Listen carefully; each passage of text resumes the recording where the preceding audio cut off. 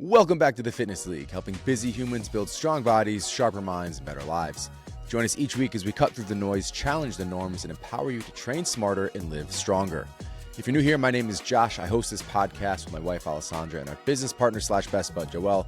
We are the founders of the Fitness League and Levolution Health. During our time in the industry, our teams have helped thousands of one-on-one clients and tens of thousands of app users to achieve their health and fitness goals. Whether that be their dream body, performance and competition goals, or simply living a happier, healthier life that enables them to show up better for the people and things they care about most. Our mission is to make the world a happy, healthy place, and we launched this podcast to give you actionable steps to make improvements in your life starting today. So whether you ever work with us or just tune in for the conversation and take-home tips, we're glad you're here. Welcome back, everybody. And no, I'm not re-recording that intro. I was wondering. Welcome back. Welcome.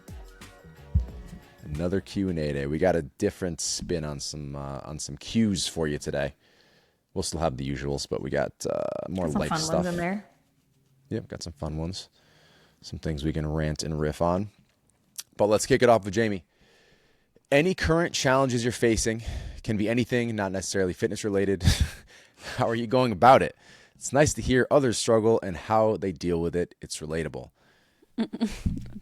LOL. Just a few. Should we do a whole episode on this, or? How much time you guys got? I actually feel like we covered this kind of recently. Yeah, I mean, we touched on it in the last Virtually. episode. Yeah, was it last on this week? episode? I don't know when it was. Just, I guess you could say, business ownership growing pains is a good way to sum it up. Yeah. Because I think pretty much everything is under that umbrella, right? Yeah, for the most part. So, Kids are good. Marriage is good. It's like it's work, and we are blessed that we get to do it together, the three of us, and also like there's just a lot that goes on behind the scenes on the coaching side, on the app side, transitions, shifts, trying to stay current, trying to be ahead of what's current, trying to make sure that you're differentiated from other, companies, other apps, other health services. It is kind of an endless grind. And we know that, and that is definitely what we signed up for. But also, it could be trying at times. So You can. When you're trying to stand out, we have learned that a lot of people don't do things the right way. And someone asked questions about our fitness industry icks, which we can get to, but give you a little preview. The industry in and of itself that we're in has a bit of an icky feel to it because of the way that certain teams that are great at promoting but suck at delivering have created services or products or anything in between. So we really pride ourselves on investing in what we do. And obviously that's been the Fitness League in a whole bunch of aspects. And on the coaching side of things, the transition into the next phase of Levolution Health, a lot of really cool things. And for the most part, like, it is really fun. Like it's a challenge, it's a struggle. But it's enjoyable. Like we get to do this stuff together, and we believe in the change that we're creating in the world and the good that we're putting back into it. And it is a blessing to be able to enjoy what you do. So that side of things, challenging. How are we going about it?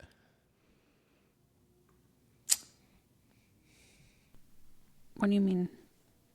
how are we Like handling about it? what? Second part of that question. What are we currently facing? How are we going about How it? are we handling what we're facing? We spend a lot of time on calls together and a lot of time crying. No tears, all level heads. Half kidding there. Look, a lot of it is just talking it through. Like none of the issues that we are facing, luckily, are us against the issue.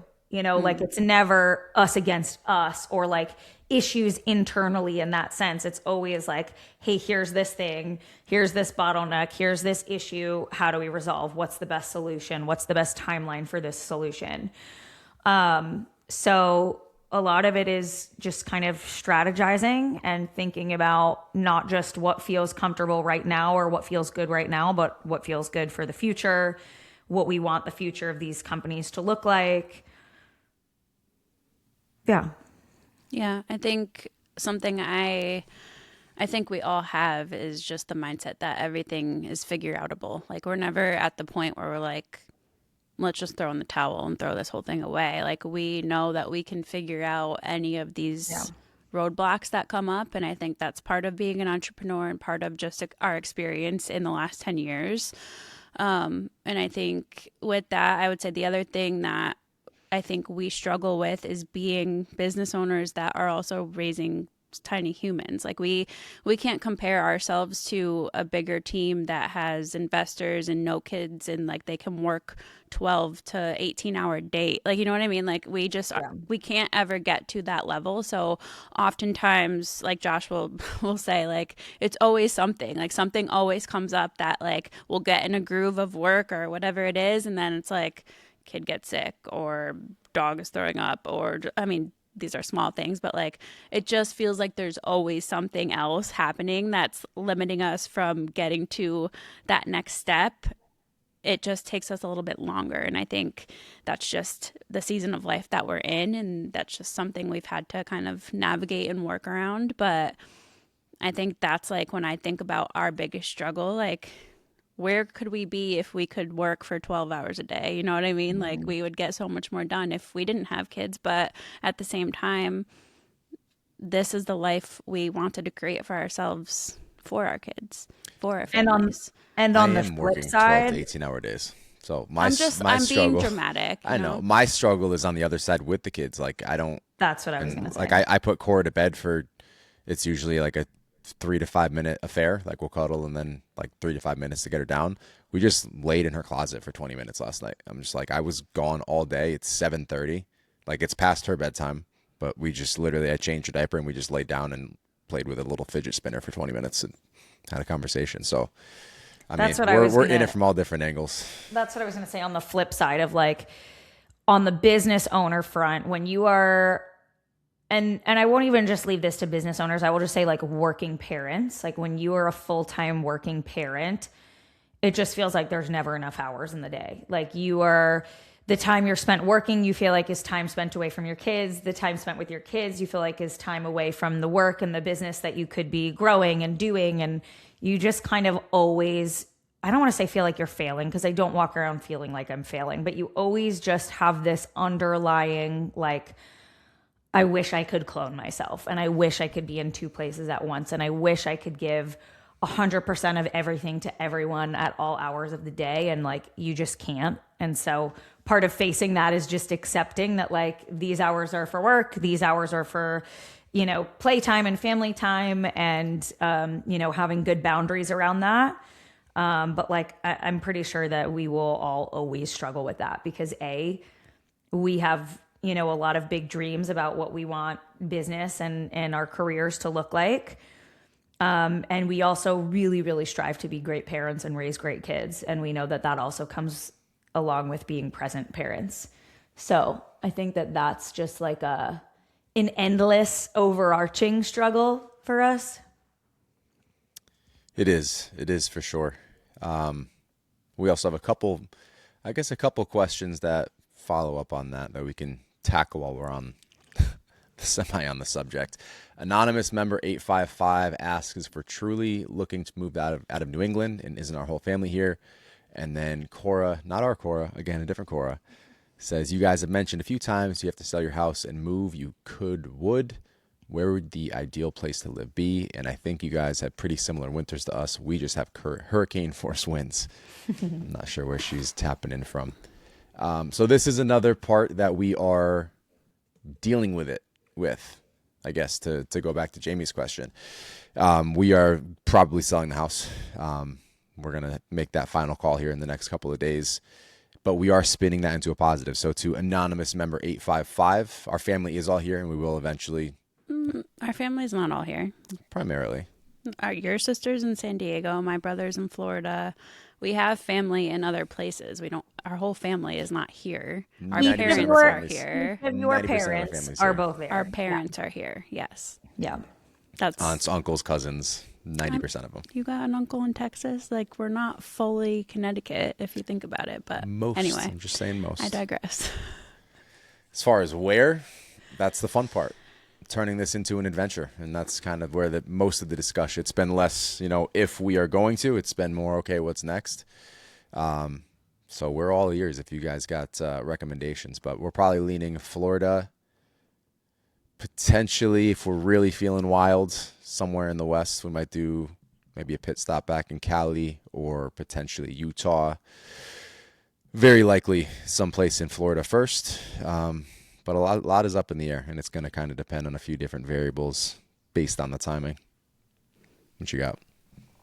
I was just going to say, yeah, it's the hard part right now is that it's up in the air. Like, we can't really plan too much yet. Like, it depends.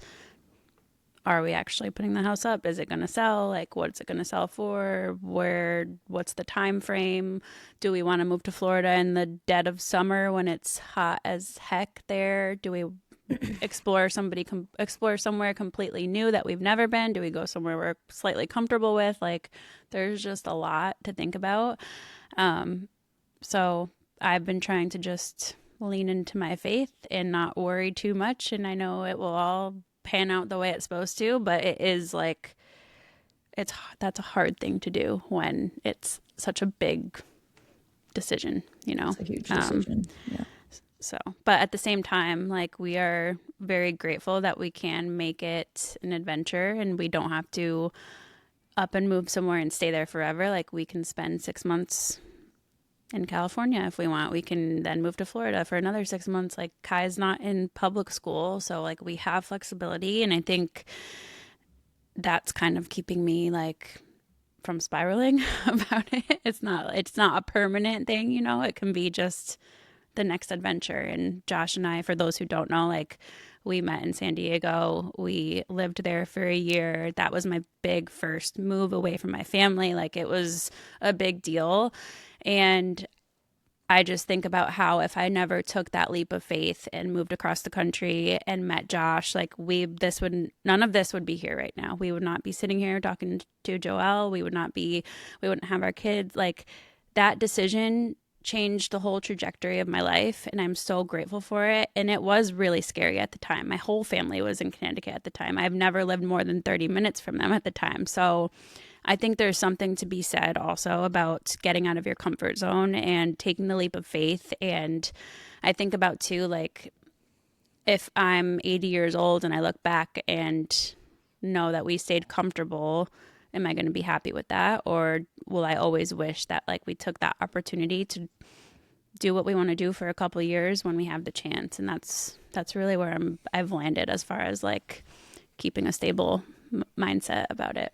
And that's the thing. We go head down, keep grinding, and we look up and it's like 10 years from now versus like, okay, we love where we are. We love this place. This has become our home, but can we force a few adventures along the way so our kids have memories and we know we saw things? Like, we live vicariously through adventure YouTube channels. Like, at the end of the day, pre-Lent, we're not doing that right now for Lent, but like, we'll go look at, if it's someone camping in the middle of Alaska or someplace in Europe or, whatever it is, like, that's not how you want to live through the screen. So this kind of forces some adventures. Again, we still got to grind. So it's never that cut and dry, but there's a lot of living that we're not doing right now, and a lot of things lining up in this way. And it's not a forced move. Like you said, we're blessed to be in a position where we can make these decisions. And if we didn't believe in what we were doing and didn't want to keep investing in these platforms and in these businesses, then we would just stop and we would start just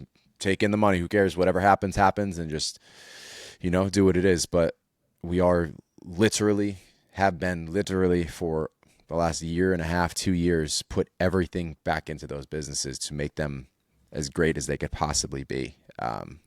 So something that we appreciate the opportunity to be able to do. And if we didn't believe in what we were doing, we wouldn't do it. We would just sit back and make some money for a minute and not have to worry about uprooting everything.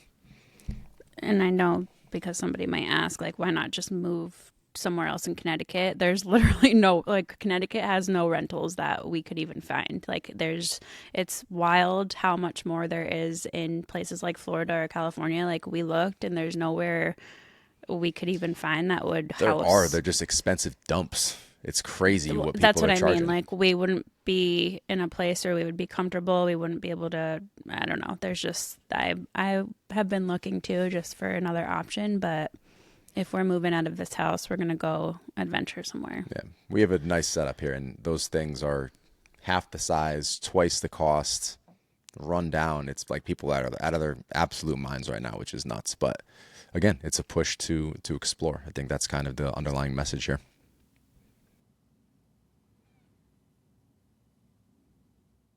All right, moving forward, Letitia says she has 3 random ones for the sake of good content. Feel free to answer one or none. First up, we'll play roundtable here. One hill you're willing to die on in regard to health and wellness. Quick break, because if you're listening to this podcast, there's a good chance you want to feel stronger, healthier, and more in control. But your schedule doesn't always cooperate. That's exactly why we built the Fitness League. It's not another do more, try harder fitness app. It's a system designed for busy humans. Efficient, effective workouts. We have options from 10 minutes up to an hour. Clear programs you don't have to overthink. Challenges that allow you to stay consistent and invite friends and family to get involved. And a community that actually makes showing up easier. No guessing, no random workouts, no guilt if life gets messy. Just training that fits real life and helps you build momentum instead of burning out. If you're tired of starting over, if you want structure without obsession, and if you want fitness to support your life, not compete with it, you'll feel at home in the Fitness League. You can check it out right now with the link in the show notes. We even offer a 7-day free trial, no credit card needed to get started. Plus, we have a free version you can stay on at the end of your trial that allows you to be enrolled in one challenge at a time. This also is great for inviting friends and family to a challenge who may not want to pay for a fitness app. They can still join your challenge for free. Download it today and start building strength that actually sticks. All right, back to the episode. I see Joelle's wheels turning already. There's so many hills we could die on. I I feel know. like. And some of them are really boring. Like I know. That's some the of them thing. are like flexibility is the key to consistency. Like I'm willing to die on that hill. We will preach that every single day. But like that's not very fun. Yeah, let's try to make them spicy if we can. Um, I'll throw one out. All right, go. Go ahead. One hill I'm willing to die on is that before, and I could make this so boring, like turn it into your lifestyle and, do all these things. I'll make it a little spicier though. Before you get onto antidepressants, I truly believe real cold exposure would benefit the vast majority of those struggling with anxiety and with depression. I believe that the benefits you're getting from that, not only, with your dopamine hit, that extending throughout the day, just feeling better, but the fact that you're overcoming a very difficult obstacle and giving yourself something to be like, I accomplished that to start my day, would have a big shift versus all of these physicians who immediately just pump out SSRIs, antidepressants, whatever it is. And I say this from a place of frustration. Like when I was going through my Barrett's esophagus recovery, I literally walked into the physician's office. I'm like, I've had terrible energy for years now. Like, I'm not sure what else to do. Can we do labs, whatever? And like, no, I'm just going to write you a prescription for SSRIs. And my first question is, won't I have to be on these for a long time? And won't it really suck scaling off of these? Yeah. Like, you don't want to ask any other questions or run some blood work? No. So to all of those scam artists just shilling out SSRIs, antidepressants at first opportunity, I say F you, first of all. And second of all, start with a cold plunge, like a real difficult cold plunge. I'll die on that one. What's funny is I was thinking about doing a hill to die on that was anti-cold plunge, which would be very Josh and Joelle core of having complete opposite hills to die on. But I couldn't quite come up with exactly how I would have positioned that, because I think that there are use cases. And as much as we joke about me shitting on a cold plunge, like if you do it and you feel better from it, do what you got to do. Like do it. I'm not gonna, knock something, even if it's placebo. If that makes you feel better and there is some sort of positive effect, then didn't do it. Yeah.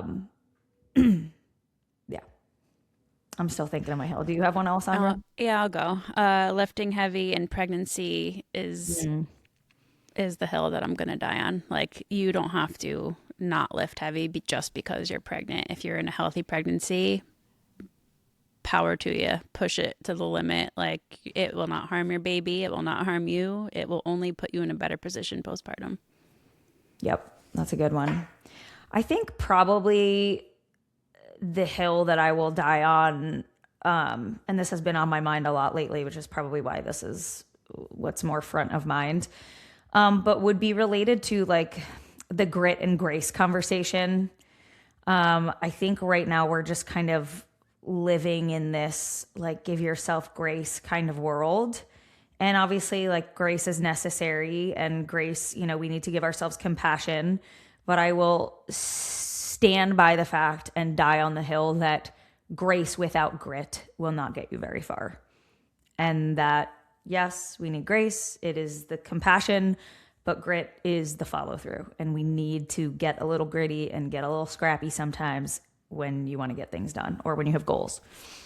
I dig it. We got way too many soft individuals creating other soft individuals right now. So it's time to put some grit back in there. Josh will die on that hill. I'll jump on that hill too. I like all 3 hills. Those are good hills. A hyperfixation meal that never gets old. What's your go-to? Ooh, My breakfast bowl. I just made it this morning. I ironically posted on my story. I could eat this every day for the rest of my life and be happy. It's just a few eggs, some spinach mixed in there over a bed of cottage cheese for extra protein. I know it sounds crazy, but it like something about the cheese with the warm eggs, like it just is so good with some hot sauce. And then It looks like hot vomit for anybody curious. it's so good though. You have to just try it. And it's like an extra 18 grams of protein. Why would I not do that? And then I usually have a piece of sourdough on the side, but I cut it in half and I do half avocado toast, half my smushed berry toast, which I just take a fork and smush raspberries because that's more fiber and it's filling and delicious, and I could eat it every single day. in this season of life, I do not have a major hyperfixation meal. I used to have those where I would just like same thing every day on repeat. I get the ick so easily now when I have things on repeat that I have to constantly switch up the food that I'm eating. So I don't have an answer for you on this one. Did you wake up today and say, how can I remove all spice from my Yeah. takes? Is that How what the can plan I was? just avoid every podcast question today? I feel like you always have your smoothies though. No? Like your fruit smoothie with protein, or no? Not anymore? Not always. Mm-mm. You're a new woman. Like a 3-year-old. Matcha. That is my hyperfixation drink. All right. I I'm going to pretty go much will bold always different. crush like a protein shake with creatine, but like that's not a meal. That's just a necessary. That's just a Avenue of the day. post workout. Got to get some protein and creatine in. Different kind of bowl. Greek yogurt. Either this, is it Simply Elizabeth or Alter Eco? Granola. Granola. Yep, and some blueberries. And then I'll do that with sometimes an IQ bar and an RX bar because I'm going high protein, hitting 250 grams a day now. So that is my staple. Quick, easy, on the go, whatever is needed. Her third was thoughts on grass-fed versus conventional, organic versus not, where to save, where to splurge. Make it spicy, Joelle. Make it spicy. You're not going to like my answer to this if you want spicy. I am more concerned with someone getting in their protein and getting some good sources of iron and other nutrients from beef than I am with if it's grass-fed or conventional. If you have the budget for it, you can splurge for grass-fed. There's, a little bit higher of a micronutrient status.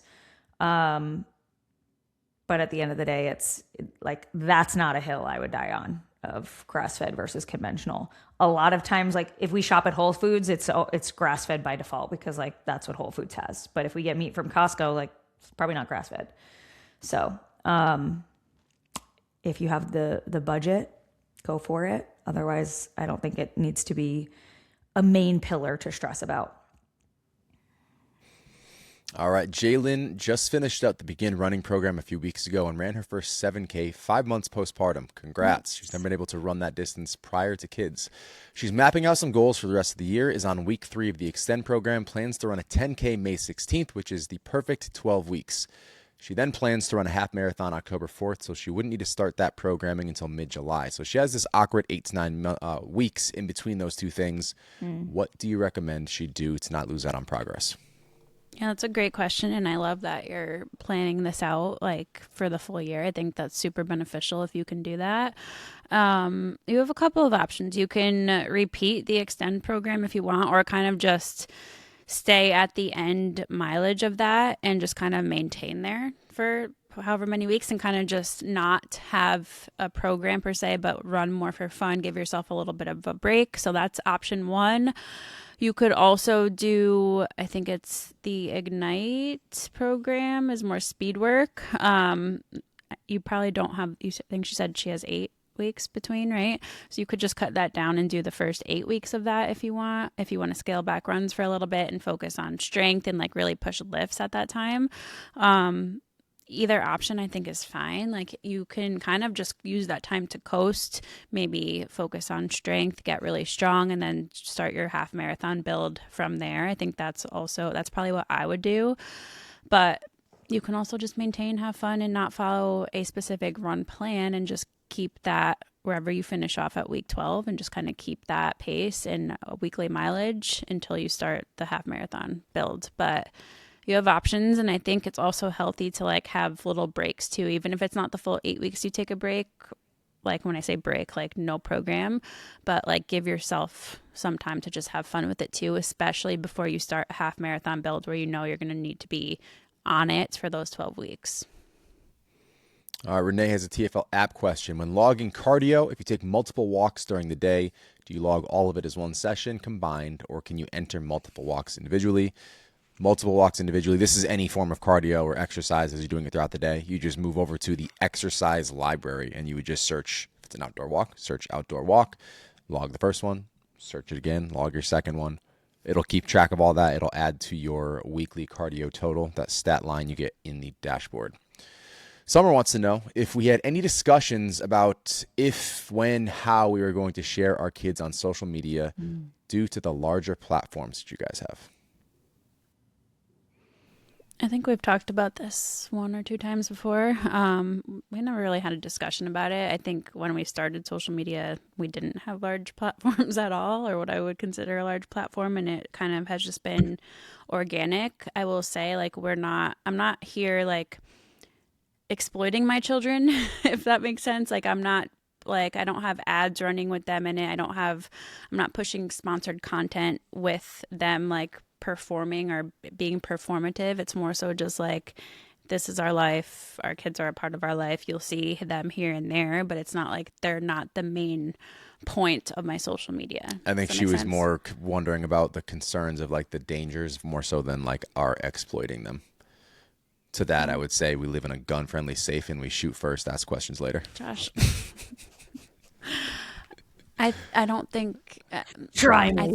I think what she's. Don't try me. I pray that you don't. I think what she's alluding to, and maybe that's it, but with all of the Epstein stuff that has come out and like online danger and like people using pictures and AI and all that stuff, like, yeah, it's a new world.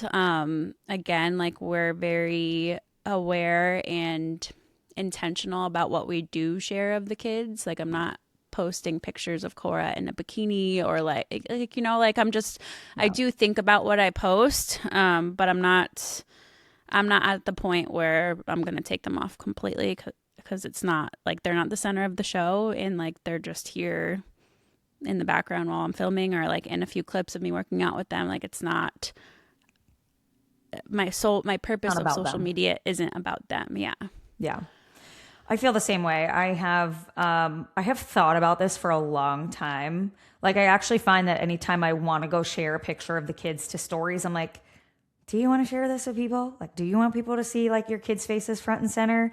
I'm like, obviously I do sometimes, but I find that I've actually lowered the frequency of like sharing. Like remember I told you guys yesterday they dressed as twins. Like I took a ton of pictures of them yesterday. I ended up not posting those because I was just like, I don't know. I just felt, sometimes I'm like, whatever, it's fine. And then other times I just feel like, and they were fully dressed. Like you said, like we're not posting our kids in diapers or underwear or bikinis. Like we're careful about that stuff. But I do find transparently that it has been on my mind more.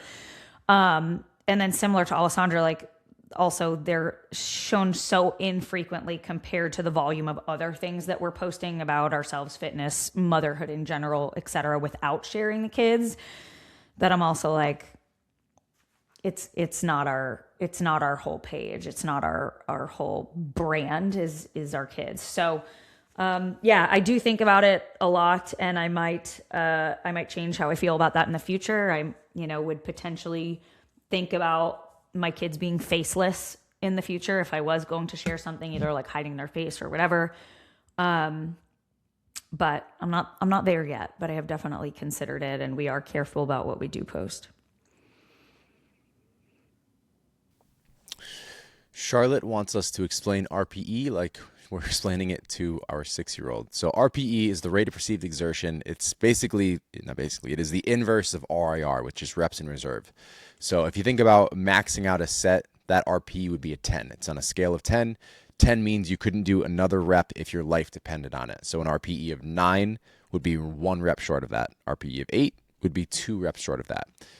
So basically you need to feel out where is that actual failure threshold, and then the RPE is going to be subsequent reps short of what that feels like. So nothing crazy. For the most part, it is going to be an estimation, but yeah, you got to test it out and see how close you can get. Katie would love to know how Brant and I proposed, not to each other, but to you guys. That was such a funny written question. When the first time I read it, I was like, huh? Oh. It's like, oh my God. We were so surprised. I really? proposed to him. He proposed to me at the same time. That's it was so super. cute. It was crazy. Yeah, tell us that story, Josh. We they haven't do heard have a bromance, so I wouldn't be surprised. My favorite video ever is the like, do you think our husbands will get along? And then it's trampoline. Josh and Britt jumping on the trampoline. You proposed in San Diego in Torrey Pines. We went to the beach. We'd like landed that day, I think, because you like couldn't wait any longer, apparently. Like we got you made me wait. We'll get there. I made you wait. Oh. We were with his brother, and we were just walking on Torrey Pines Beach, and apparently I just wouldn't shut up, so Josh had to like keep waiting to like try to get out the words, and he proposed there. Go ahead, tell your story. Bottom of the cliffs of Torrey Pines. I was waiting for my open, and it was like talking to one of my kids. And by talking, I mean standing there listening while I'm being talked at, like barely coming up for air, speaking the whole time. Like, try to jump in. I try to like, I was just imply so happy to be back in San Diego. I was just trying to imply, a couple hints like this is about to happen, and she didn't even hear it because she just kept talking right on through it. So I waited, and eventually I just dropped down on one knee and asked, and she finally stopped talking to say yes. That's so funny. That like does not seem like Alessandra to me at all. I was literally just so like, we literally landed that like an hour before and drove right there. We didn't do anything else. So I was like happy to be there. I was holding this happy thing to for be in San Diego. months, probably. It was beautiful. Like I don't know. It was kind of like bittersweet leaving San Diego, because that was like our first, I don't want to say business failure, but it kind of was. Like we were at the end of our rope in San Diego. We had literally no money left, and we were like, all right, we kind of have to move home. We were going to move home anyway. So we drove across the country, and it all felt very like abrupt. So like then when we went back, like I was just happy to be back where we met. So maybe that's. So you were surprised. I was surprised. Yeah. I knew it was coming, but I didn't know exactly when it was coming and if it was going to happen on that trip or not. But What's funny is I've had this, like we used to be cyclical about watching the OC. Like it was like every 4 years we'd restart the entire series of the OC. I've kind of had that itch, so maybe that's just like we go live a year in Newport. I'd be down for San Diego living. Brant's proposal story, I was shocked. It's kind of a funny story. Macro details, Central Park, proposed in Central Park. And the kind of context of it was I was in like grad school hell at the time. And my whole weekends were like just labs. Like I was doing labs, I was writing papers, research, just so much schoolwork that like Brant couldn't get me out of the house to like do anything social or like go to the city for a day, because I was just so immersed. And so he made up this lie that his boss of his company wanted to take us out for lunch because he knew I couldn't be like, no, your boss isn't taking us to lunch. Like, so he knew that he had to like think of some lie so that I would come out. So I'm all dressed up. It's like literally the hottest. It's an August day. And it is the hottest day of the summer. And in Manhattan, it is just disgustingly hot. Like there's no breeze. It's just awful. And I'm in a dress and like wedges and like trying to look cute for this freaking boss. And so he's like, oh, we have reservations at such and such restaurant. We're a little early. Like, do you want to just go walk around Central Park? And I'm like bitching the whole way because I'm like, I didn't know we'd be walking around. Why did you let me wear wedges? Like, I shouldn't have worn heels if we were going to be walking. Like, I'm sweating to death. Oh, and it's a maxi dress. So, you know, when there's just like no breeze at Sweat all. dripping down your legs. Yes. The sweat is literally dripping down my legs. So we're walking around Central Park and he's like, okay, like, let's go this way toward, like, we'll go out that side of Central Park and like go towards the restaurant. So like we do a big circle and we end up where we just were a few minutes ago. So now I'm getting pissed. And I'm like, getting pissed. you don't know where we're going. Like you just got us lost in Central Park. Like, do you know where this restaurant is or not? Now I'm like, I'm sweating. I'm cranky. I'm hungry. I have schoolwork to do at home. Like just so Joelle. So Joelle.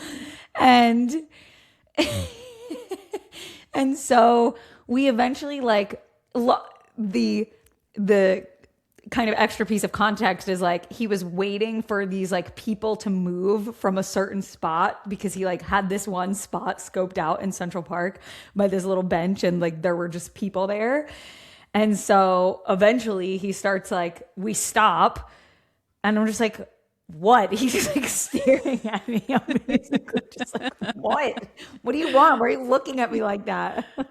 And then he goes into his like speech and I'm just like,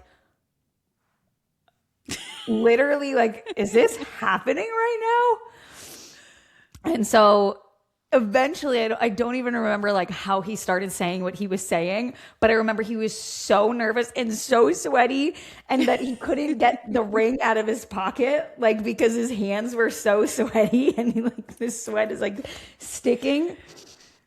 And so eventually he like gives me this whole speech and then goes to take the ring out and he's like trying to get the ring out. He's like, and if I could get this damn ring out of my pocket, I'm going to ask you to marry me.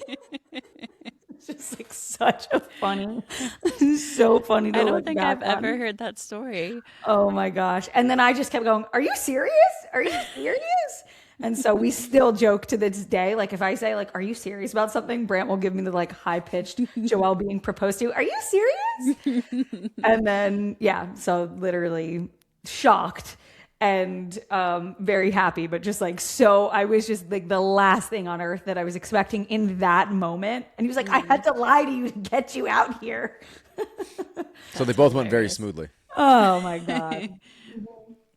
And then I think his parents came in and my parents came in and we all met for like a little post-engagement, like lunch thing in the city and blah, blah, blah. But yeah, here we are.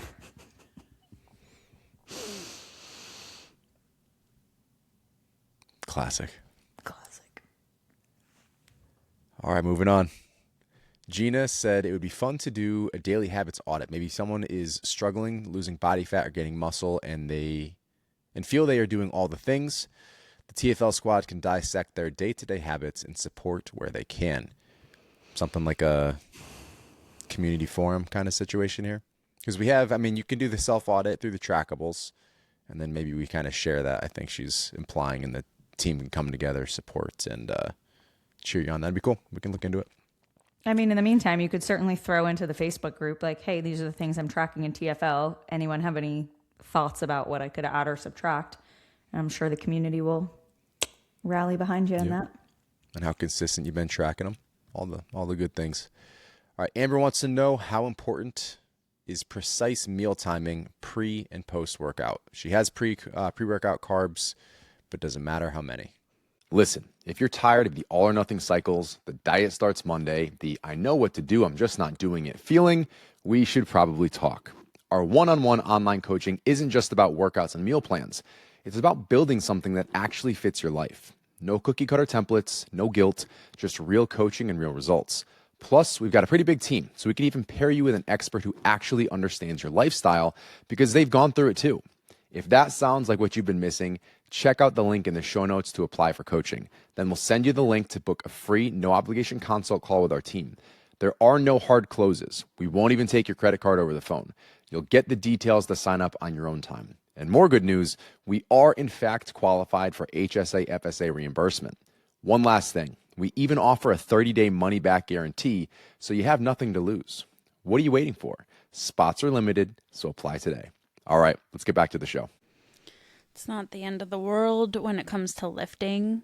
It's more so important for endurance work, but if you're having pre-workout carbs, it doesn't like I think it's 15 grams, they say, is like the average recommended amount for if you're going to go fueled, but you can also lift fasted for lifting specifically. And if you feel okay doing that, that's also okay. It matters more for like if you're going out for an 8-mile run, we're not going to tell you to do that fasted, and I want to make sure that you're fueled for that. So I wouldn't stress about it. It sounds like, yeah, she says after lifting. So I wouldn't stress about it. The whole 30-minute window myth has been busted. That's not a thing anymore as far as making sure you have a protein shake within 30 minutes or like your whole workout was a waste. That was a popular thing for a while, like back in the day, but we know that window is way bigger than we thought previously. So I wouldn't stress about it as long as you're hitting your daily total protein intake and your daily calories. Like, don't feel like it has to be the thing that makes or breaks your progress. Yeah, she also asked, like, is a small portable option immediately after training okay? Or is a delayed whole food meal sufficient? I think especially if you do have a pre-workout meal, you can kind of forward in a sense to delay that post-workout meal a little bit longer.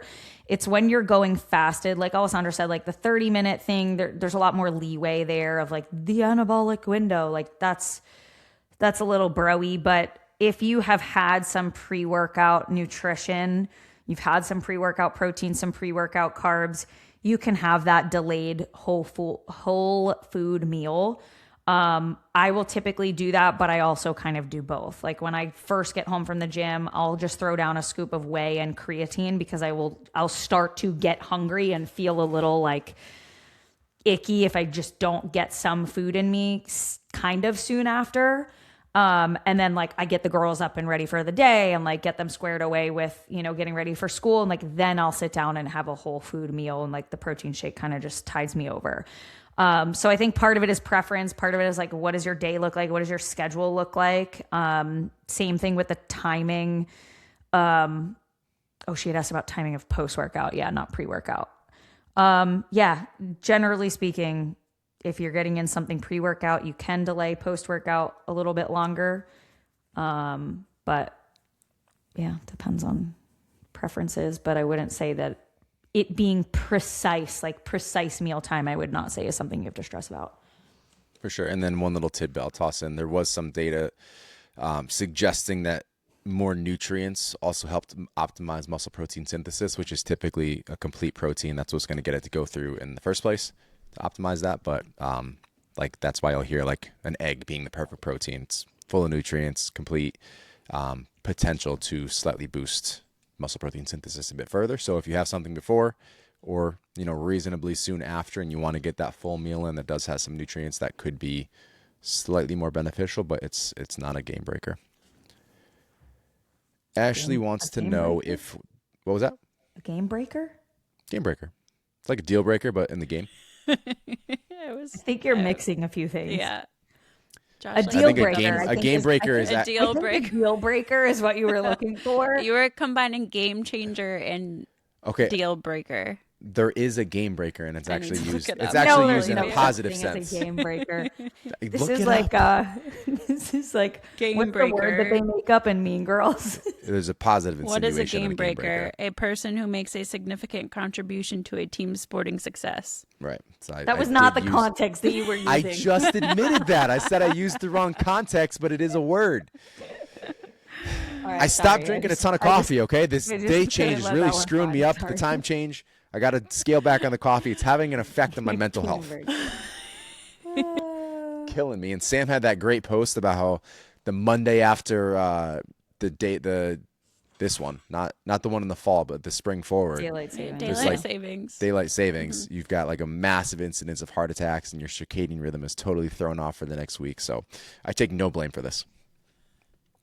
I do, yeah, that 1 hour, just when all of, like, I know us three have very regular, like, sleep schedules and wake schedules. That 1 hour is like, now it's a 4 o'clock or a 4:30 becomes a 3:30, and it's like, I can't do that right now.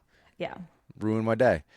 So we got to scale back. Anywho, Ashley wants to know if there's a way for the app to calculate a percentage of 1 rep max. Like if we put it in somewhere, it calculates. Hit on that real quick. There are some cool things that we have road mapped out as far as like predictive sets. So it won't even necessarily be that you need to just input your 1 rep max somewhere. Our goal is to do that for you, and not just based on percentages, but also throughout each set. And I think we're going to use this as a setting. So if it annoys you, you won't need to do it. You can probably turn it off in your settings.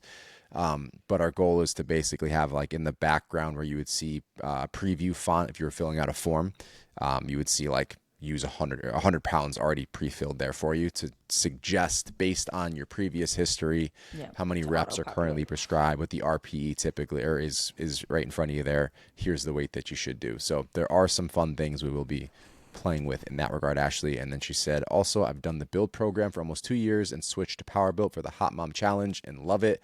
Thank you guys for always having killer programming. Thank you for being here.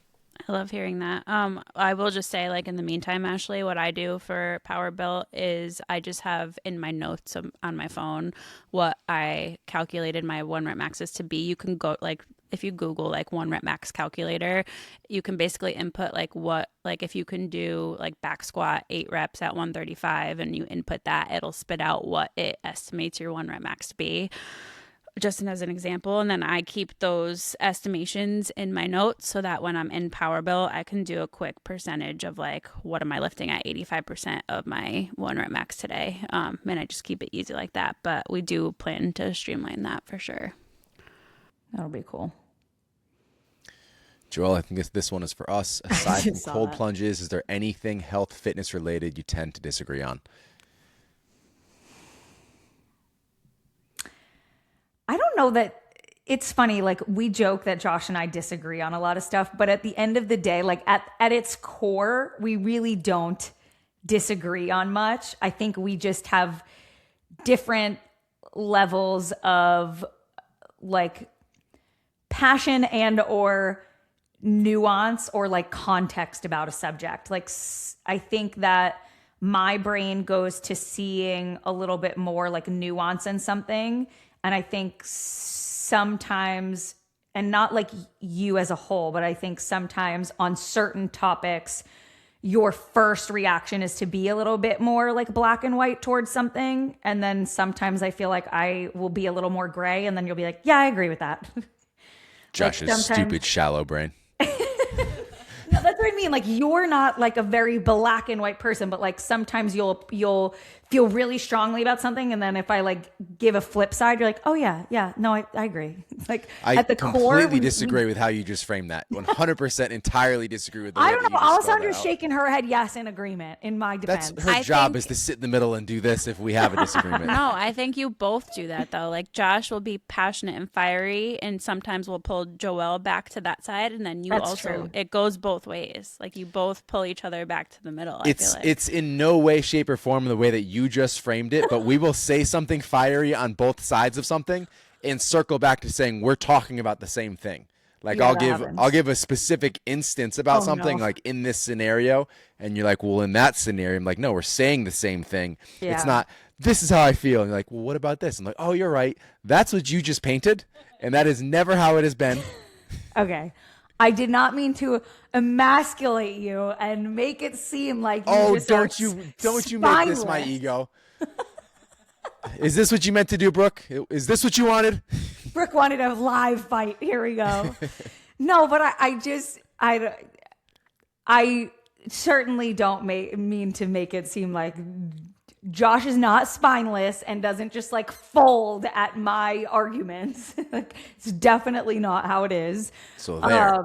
But my point to that was just like at its core, we usually don't actually disagree. Sometimes we just need to like hear each other out on like a lot of times we both get from point A to point B, but we got there differently. And then we both need to like explain how we got there. And then we're like, oh, I see your side. Oh, I see your side too. And like that's it. But all love, never with any ill will. Like we don't ever actually fight.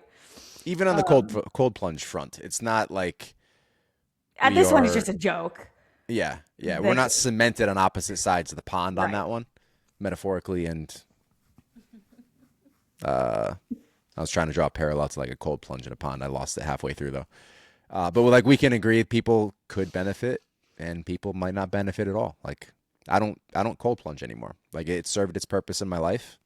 I still like if See, some- listen to me. And the next question in our Q&A episode is, I wish you could see Josh's face if you're watching this on I YouTube listen or to you, but something. let's. See, I convinced you that cold plunging is stupid. Are you ready for me to serve this back to you? Are you ready? No, I'm not. I am never going to cold plunge. You can never make me. It's never going to happen. And here on the interwebs, it lives forever. Joelle cold plunged at our house. Yeah, and what did I say about it? I can't pure believe spite. people do this for mental toughness. Yeah, she Remember did. that? For all of you cold plunge cultivists.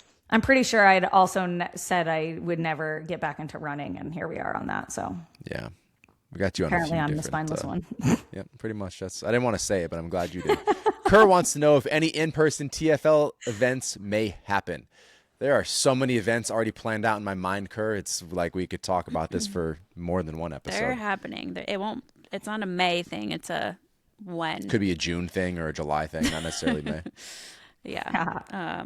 It just might be a little bit harder now if we decide to move across the country. And No, well, it'll start off. I guarantee it'll start off with like some meetups, some pop-ups, some meetups. Let's go on a hike somewhere. Like, hey, we're gonna be in this place. It's kind of accessible. Like, let whoever's around. Like, let's go do that. That's how it's gonna start. But we have like full-blown events planned out on like different levels of what those look like. Competitions, meetups, the whole shebang. So If you guys move, this is really going to interfere with our family get-together I know. frequency. I was thinking. they're gonna be way more fun and deliberate. Like, it won't be We're going to let's have get to together take for a 2 flight days. to one another. Exactly. So it's gonna be like 7 to 10 days quality time. This is stressing me out, and it's not even me moving. I'm so sorry to inconvenience you. You guys are stressing me out. You selling your house is really stressing me out, guys. Reese is going to be like, "What about my room?" Her room, guys. We'll build Can't Reese a sell new her room. room. No, but I am really excited for the in-person stuff once that starts. Like just being able to meet you guys in person and give you hugs and like do cool things together. Like that's really not the end goal, but like the next level of this that I cannot wait for, because I feel like we all crave just in-person community, like doing cool things together, and it's gonna happen. It is gonna happen. We are also going to have a TFL headquarters compound retreat getaway. So many things. There's so many things, but we got to elevate the first thing first, which is the app. That's our first platform. That's where this foundation is being laid, and we're going to build some fun things into that. sprinkle in all the additional fun things from that point. So Can I that's why we pause on do a that big for a push. second? Yeah. I just want to add one thing. This is where I sometimes think people don't realize how much the community, our community, plays a role in the ability to do something like that.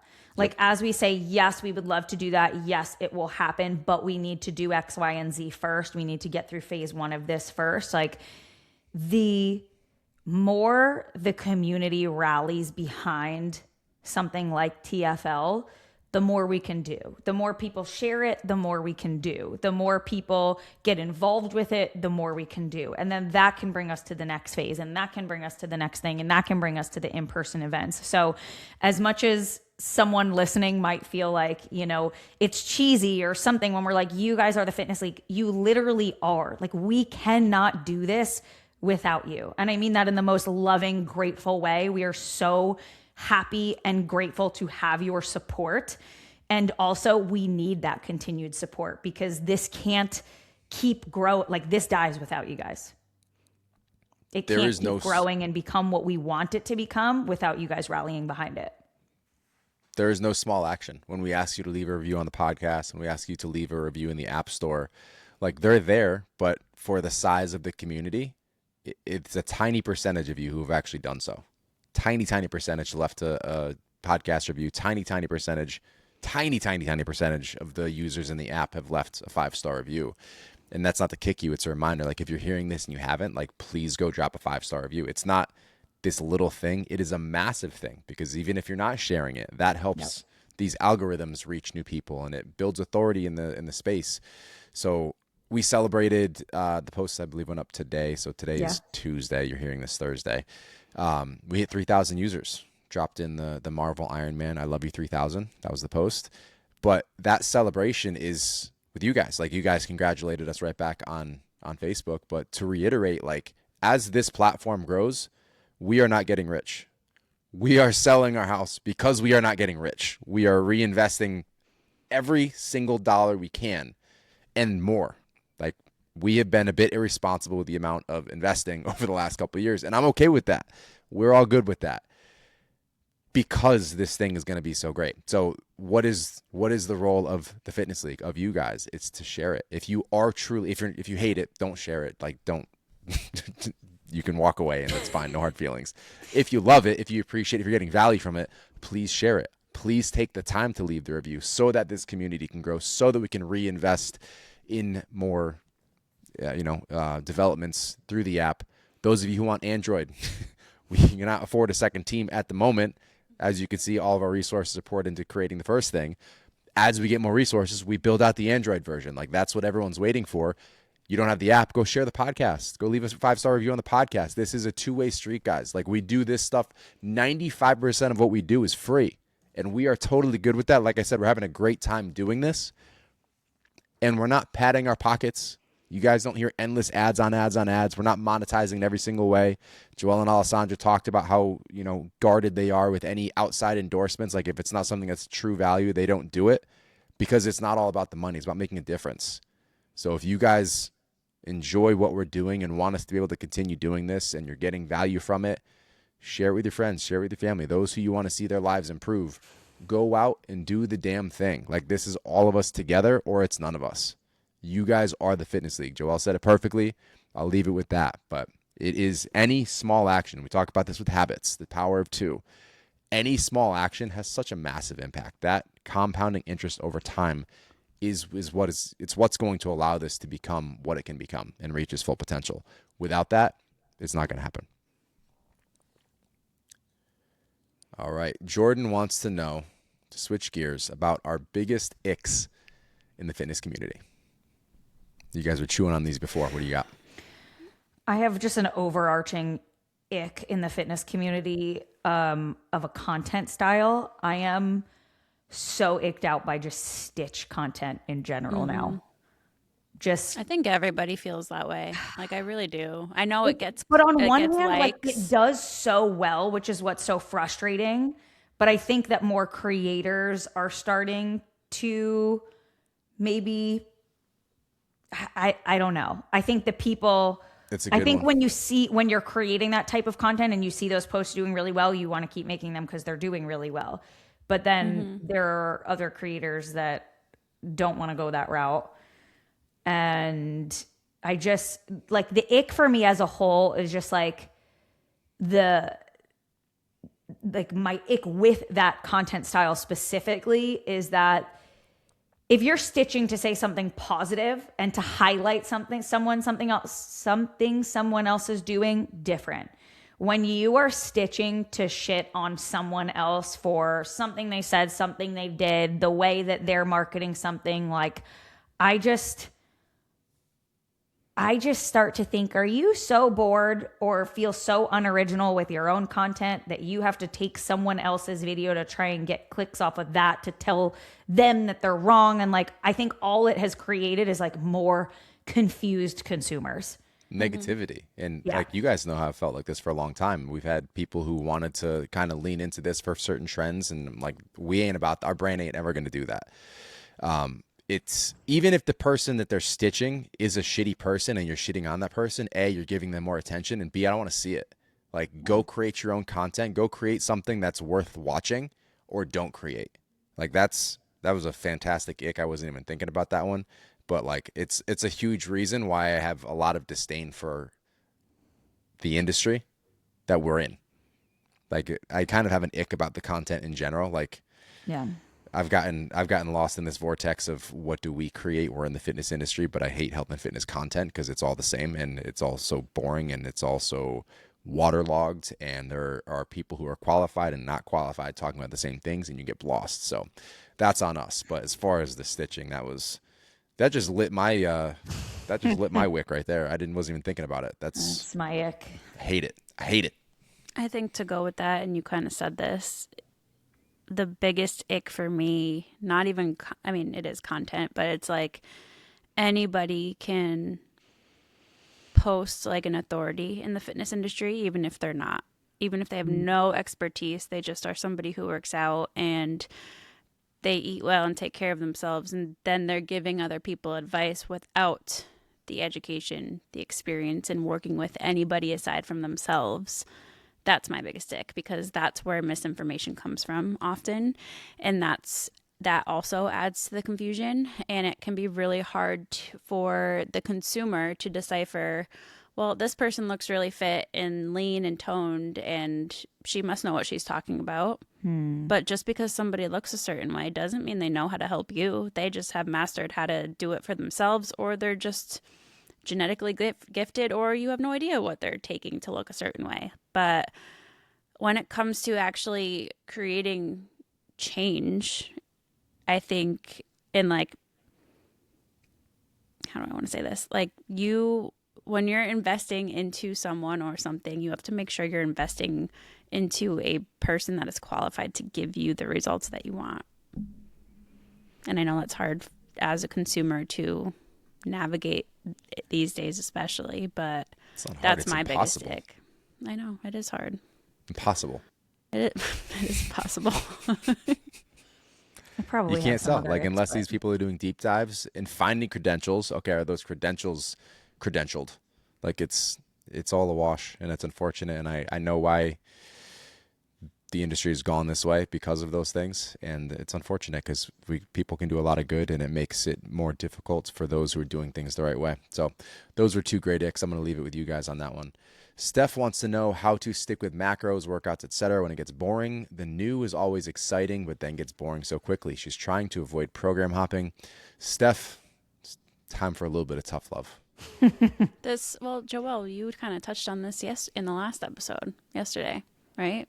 Did I? Kind of talk about this, about how I don't remember what rant we were going on, but Well, I'll take it. The Oh, rant. yeah, that basically if always looking for the new thing yes. is your MO, and then each time you need to look for a new thing, it's clear that the new thing, the hot, flashy, exciting thing, isn't actually working. And so what if this time you actually tried something sustainable? The reality is it's boring. It's boring. Sometimes you're bored of your training. Sometimes you're bored of your food. Sometimes you're bored of tracking macros. but the boring stuff works. And that's just the reality. You kind of just have to get past that. And you can tweak things. You could change the program that you're doing, not in like a program hopping way, but like someone just said in one of those other comments, like she did build for 2 years and then switched to power build. Like that's a great example. She's not switching programs every 4 weeks, but like I did this for a while. Maybe it started to feel a little redundant or I started to feel a little bored. I'm going to switch up my programming. Not, I'm going to go start following Instagram swipe videos for workouts, but I'm going to still follow strategic programming. And like you can make shifts like that. You can take a break from macro tracking. You can change the foods that you're eating. There are ways to tweak the things that you're doing. I don't know where she lives, but I feel like for me, I feel this same way seasonally. Like through the winter, I start to get like just bored of my training, bored of being inside. Like I start to just get this low in just like this season of life. And then like the sun came out yesterday and I'm like, oh, it's just winter. I'm not actually a miserable human. So I don't know where you live, but if it's cold and you haven't seen sunshine in a while, like maybe also that is a contributing factor to this. But the reality is like the basics, the foundations, like it's boring and it is what it is. And this isn't directed at you, Steph. This is a great question, and I'm going to get a little more direct with it. I would even say, like, if it's working, don't tweak it. For those of you who are just bored, like, if you're bored, it's probably not working. So maybe there are some adjustments you need to make within your framework. Get into the fitness league, follow qualified programming. I know you're in here already, Steph, so that's awesome. Thank you for being here. But when you find that routine and it starts to get boring because you've been doing it for 2 years, for 5 years, for 10 years, like it just is what it is. That's just, you can change modalities. You're going to change your progress. You're going to change results. And if you get into that cycle, you're going to stop seeing results. So it has to become more of this identity. We've kind of leaned into this as far as like, this is just what I do. A habit, decisions become habits. Habits become this identity. So now like we wake up, whether it's snowing, it's -10, it's 100 degrees out, like we take our morning walk. We get up at a certain time, we work out, get the kids up, we go for that walk and go outside. These are no longer habits. They're no longer decisions. It's just identity. This is just what we do. So when you hit a good routine and things are working, it's not even that it gets boring quickly. It's going to get boring over the course of 5-10 years. But if it's working and your health is optimized, the point of that is to make everything else better. So it's not just what we're doing in this moment. It's what is the benefit of that in all these other areas. And are you really worried? Are you really interested in affecting that formula that is making all these other things great, just to be a little more excited about waking up and getting that early run in, that early lift in, whatever that is? So great question, Steph. The tough love wasn't directed specifically to you. It's for the many people who do struggle along this line. To that point, Josh, you made a good point about the daily walk and how habitual that's become. Something like that actually doesn't feel boring now because it's just a habit. Like you don't complain that you're bored brushing your teeth. It's just like a part of what you do every day. I think when it feels boring, maybe it's not habitual enough yet. So you got to break through the boring to get to the habitual? Right. Or to get to the... Right. I have a hot take. I feel like boring, when in the realm of where we're speaking here, should give you relief. Like if you feel bored with your health and fitness, it almost is like you've reached that automatic habitual behavior that it doesn't have to require as much effort. Like that's how I'm viewing it, is like a lot of the stuff I do is kind of boring, quote unquote, throughout the day, but like I'm not hyper fixated and over stressing on like what I should be doing or if I'm doing things right. Like I know that it works. Sometimes it's boring and it's just like, that's relieving because I don't have to waste energy thinking about it anymore. That's my take. Also, just like, how do you want it? Showing up. What? Work might get boring, but you keep showing up. Right. Got to pay the bills. Right. It's also just like, how do you want it to feel? Like if you're tracking a macro, like you're not going to get a dopamine hit every time you track a macro. Like every time you eat a salad, like sometimes you just got to do it. Just do what needs to be done. For sure. Summer wants to know our thoughts on smart scales that claim to be just as accurate as DEXA scans for measuring lean muscle mass and fat. Nope. That's a big old claim there. Talk about it. Talk about a hill I will die on. Just nope. Yeah. Don't No. waste your money. Don't waste Yeah. your money. Smart scales are never going to be as accurate as a DEXA scan. DEXA scans are considered the gold standard of like body comp testing and bone density testing. Quick little like snippet here. Smart scales use something called BIA, which is bioelectrical impedance. And basically, whether you're standing on a scale or like sometimes there's ones that like make you hold the like handle things. Basically, what that is doing is sending a teeny tiny electrical current through your body. And the machine or the scale is essentially looking at how easily that current moves through different tissues in your body because fat and muscle would conduct electricity differently. The caveat to that is that the electrical current mostly travels through water. So things like hydration status or recent food intake or sodium consumption or time of day or recent exercise and soreness and inflammation and skin temperature, like all of those are going to alter what those stats are going to look like. So your body fat percentage, quote, could fluctuate several percentages or like several percentage points within the same day without any obviously real change in body composition. So, yeah, use it for weight, but I wouldn't give the actual like, total body water. I'm trying to think of the other metrics on there, like total body water, like bone weight, muscle weight, body fat pounds on the body. To that point, Joelle, if they were super consistent, they like woke up, went to the bathroom, jumped on that, would you use that as a reference point? Personally, I wouldn't. Not really, especially for women who have a menstrual cycle Right. and they're constantly having fluctuations in like water retention based on hormonal changes. I really wouldn't. I really right. wouldn't. Save your money. Save it. Buy the $14 regular scale. And with that, we will wrap up this reminder with the reminder, wow, I do need to go back to bed. Nice. Wrap up Smooth, the real reminder with a smooth. reminder. Real smooth. 3 coffees on deck tomorrow. Sorry. With that, we'll wrap up this conversation with the reminder that change doesn't come in one big moment. It's built in the ways you keep showing up. Hopefully, I show up better tomorrow. Take what you learned today and build the best. Goodbye, everybody. Bye. At Joelle Smith. You would sneak that in. At Alessandra. Oh.